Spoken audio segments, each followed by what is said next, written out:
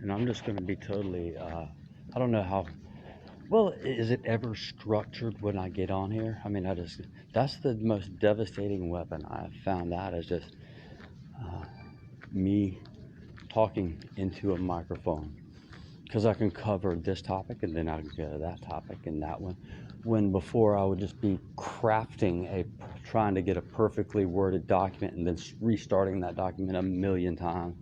And they counted on all this and got my mom to be on board. I mean, case in point is that my mom is driving to Tallahassee right now, fully aware that she's taking away my means of escape, for one, my means of transportation, means of, doing anything.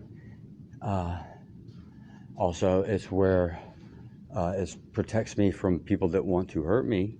And like I said last night, some dude had a knife in lieu of fist fighting me. So I didn't want to, it wasn't worth $1. So, but it happened. And then his partner this morning when I got up, because I stayed in the back of the car with a shotgun loaded, because, they knew where I was and I didn't, I'm in Indian country. You know what I'm saying? Like they know where I'm at and I don't, they're all around me.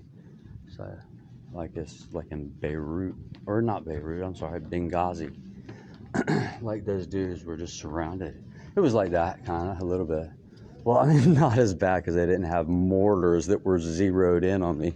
So that was cool, but, at least I had a shell in there ready. So they didn't want to risk that either because I could have blown his head off with a 12 gauge double alt buck.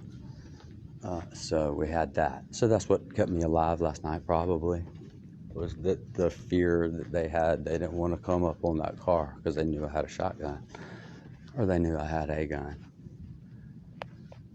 Anyway, so I see the dude this morning. That motherfucker, he pulls a gun, like a gun on me. And, he doesn't. He's just like shows and brandishes it, and it would have him in prison for doing it. But he wasn't like drawn down on me about to fire a round or anything. But it happened nonetheless. So that's been my experience in that parking spot. That's at FSU, but it's right there on Tennessee and Call Street, I guess. Wait, no. Well, yeah, I guess it is. It's right there at Popeye's Chicken. Well, but Call Street runs parallel. Anyway, it's right there. We're gonna take a tour later, and I'll see if we can get. I want to see if I can get some higher ups and from the administration to talk about my and the boosters and my fraternity brothers, who I hope are preparing a care package to exfiltrate me from this hostile environment that I'm at. Since, to be trespassed from FSU while you're standing in FSU is not a small thing. You can go across the street and this, that's where the war zone is. That's where I'm more likely to be assaulted over there. My mom's willing to accept that, apparently, isn't she? Oh, hell's bells, I forgot. This is what they call a suboptimal allocation of resources. I want y'all to look around, see the all that space. There's not a chair in sight. There's no chairs.